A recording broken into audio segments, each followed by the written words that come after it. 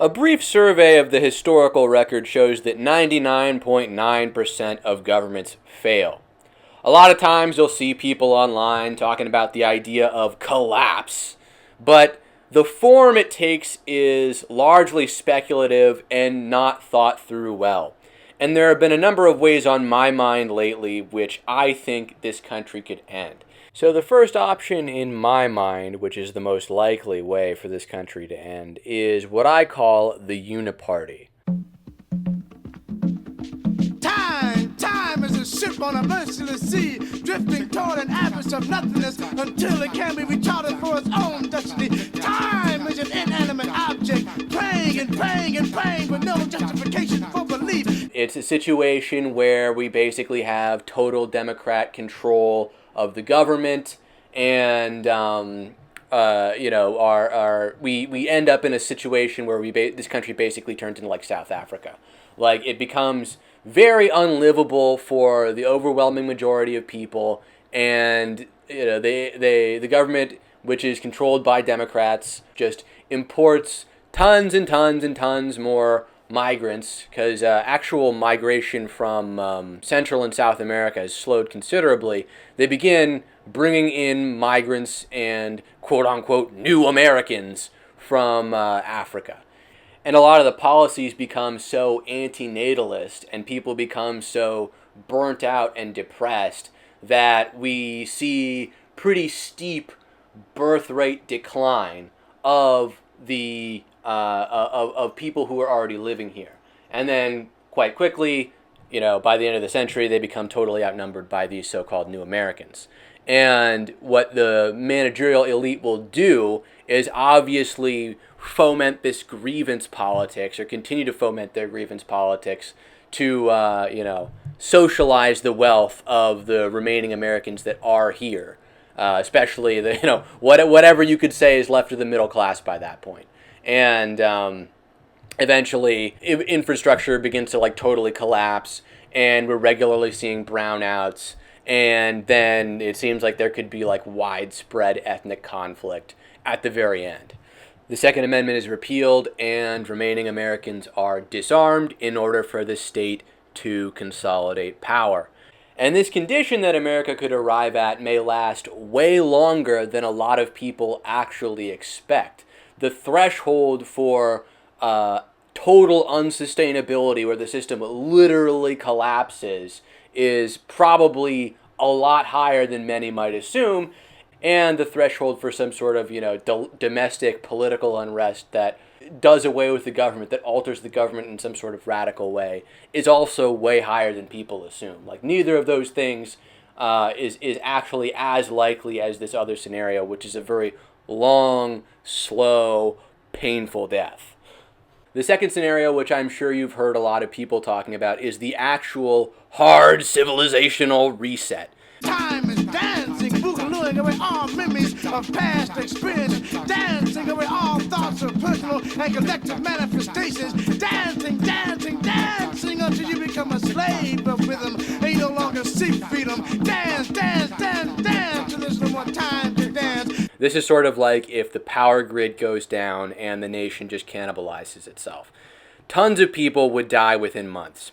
Conveniently, a lot of these people would be urbanites that the right doesn't like, so this is really kind of more of like a ripping off the Band-Aid power fantasy that a lot of people have, which I don't think would actually end up in the way that they would expect.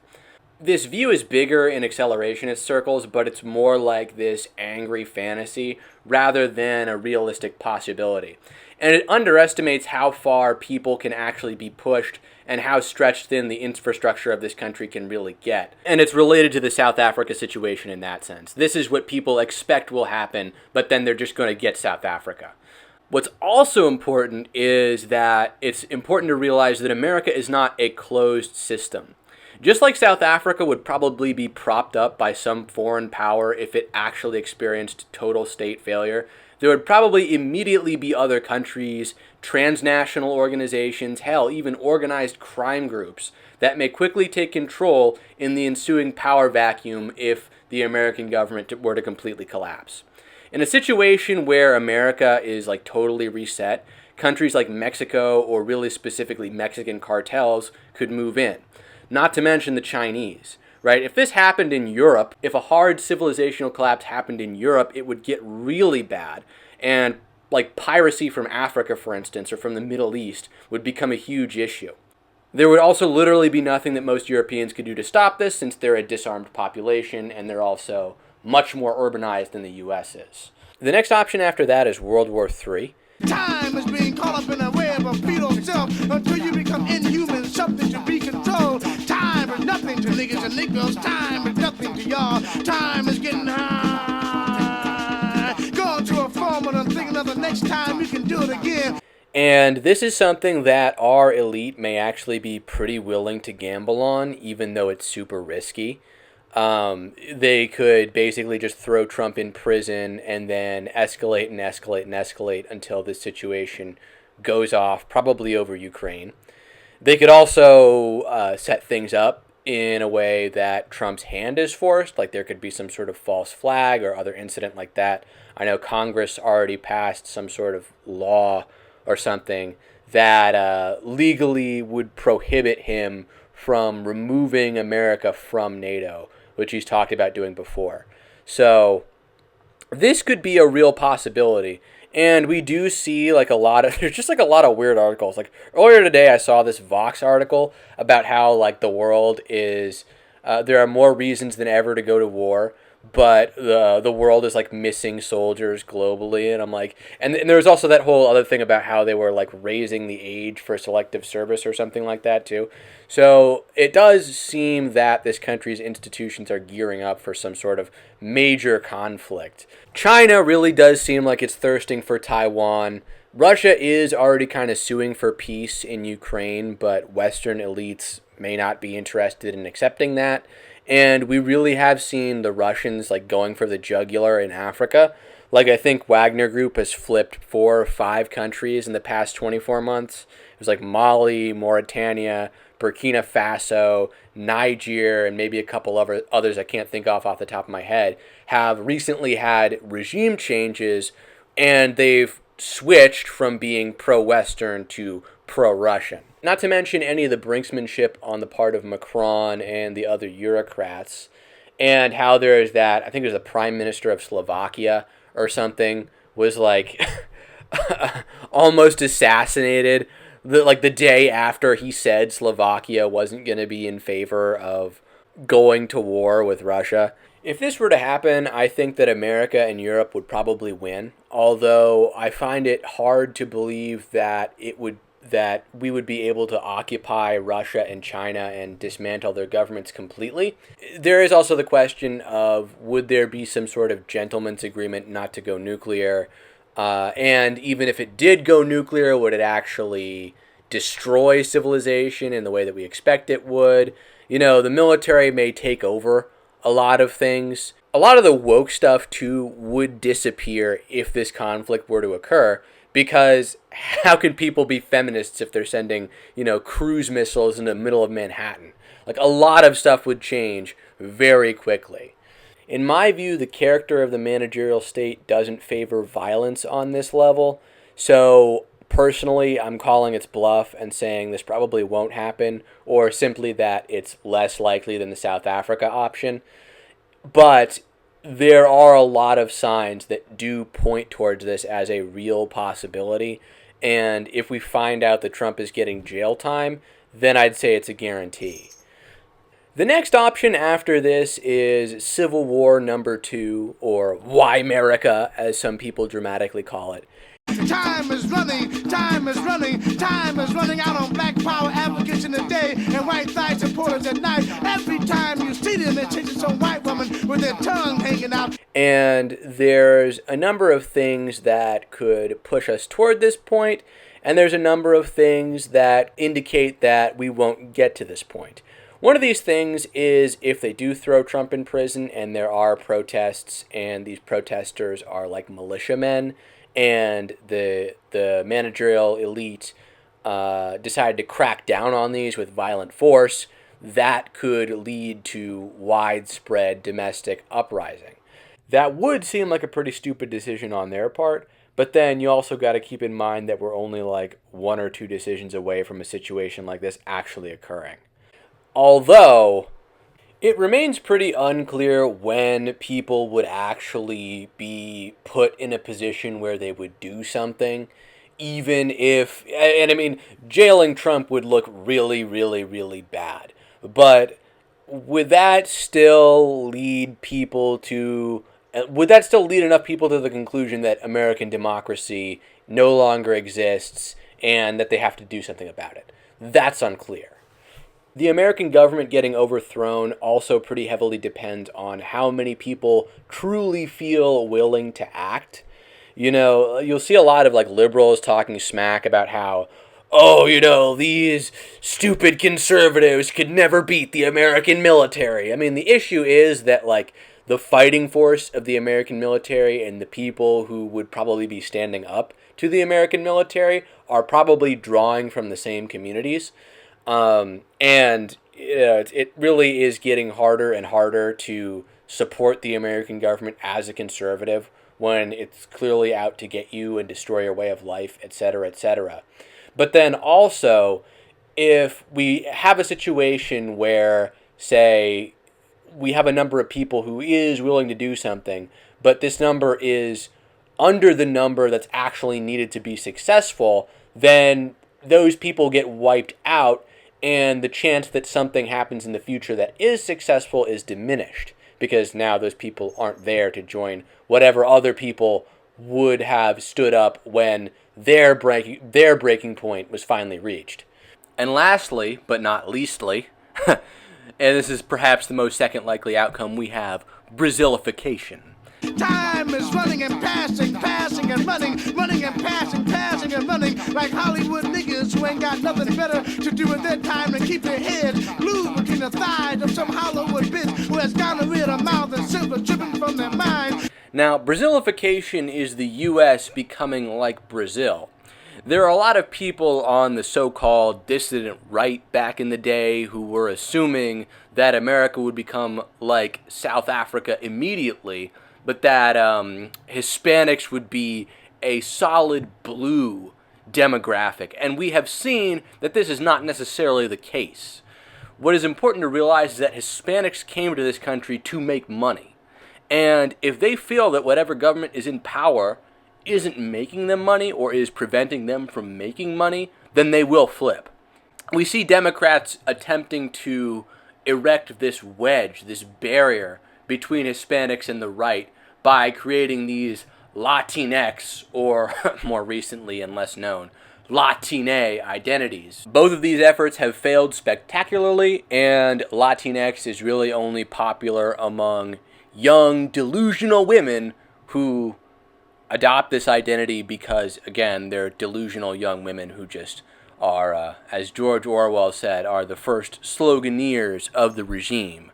Now, it really only takes something like 40% Hispanic support of the Republican Party for Republicans to win, like massively. So that's not actually a very high threshold. And if this happens enough, because again, Democrats are just running things into the ground with Biden's America, the Bidenomics, the Biden economy, then Hispanics are inevitably going to shift rightward. You know, even if Democrats pump out all this propaganda of how Trump is a racist and he wants to, you know, he pointed out how there's like a porous border and there's all this crime and somehow that's racist. Hispanics are still going to vote red because Democrats have simply made this country unlivable. You know, there's a real possibility that under Democratic leadership, America could look like Russia in the 90s by 2045. And to stop the chaos, the left may seize control of the government, and that's when we all get thrown into the 15-minute cities. They'll take total control of the government and the economy, and they will have created a problem and then provided the solution for the final time.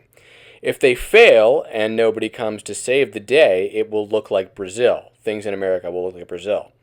And this is probably the most likely outcome if we have another Trump presidency and then a Republican presidency or two after that if it's successful.